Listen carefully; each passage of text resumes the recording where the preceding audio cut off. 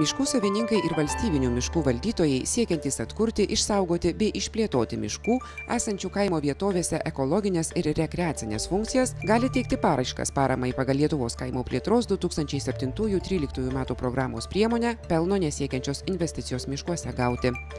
Paramos lėšomis kompensuojama iki 90% visų tinkamų projekto išlaidų, o didžiausia paramos suma vienam projektui įgyvendinti siekia 345 280 litų. Paramos gali kreiptis taip pat privačių miškų savininkai bei valstybinių valdytojai. Ir pagrindinės tokios išlaidos remiamos būtų kaip rekreacinės infrastruktūros įrengimas, tai yra visa poilsiaviečių, stovyklaviečio įranga, kaip pačios poilsiavietės, skulptūros, suoliukai, staliukai, laužavietės. Pelno nesiekiančios investicijos miškuose įgyvendinti 2012 metais iš viso skirta 5 milijonai litų.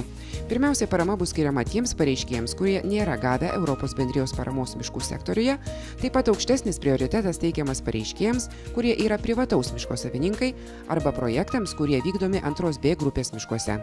Pats priemonės pavadinimas sako, kad tai yra pelno nesiekiančios investicijos miškuose, tiesiog yra tų rekreacinių zonų įrengimas ir pritaikymas visuomenės poreikiams. Pagrindinis įsipareigojimas tai yra leisti viešai naudotis ir prieiti visuomeniai.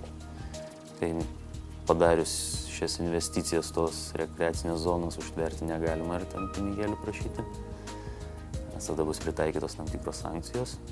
Ir tiesiog iš tą visą kontrolės laikotarpį išlaikyti viską. Paraiškas paramai gauti reikėtų pateikti iki rugpjūčio 1 dienos Nacionalinės mokėjimo agentūros prie Žemės ūkio ministerijos teritoriniuose paramos administravimo skyriuose pagal projekto įgyvendinimo vietą.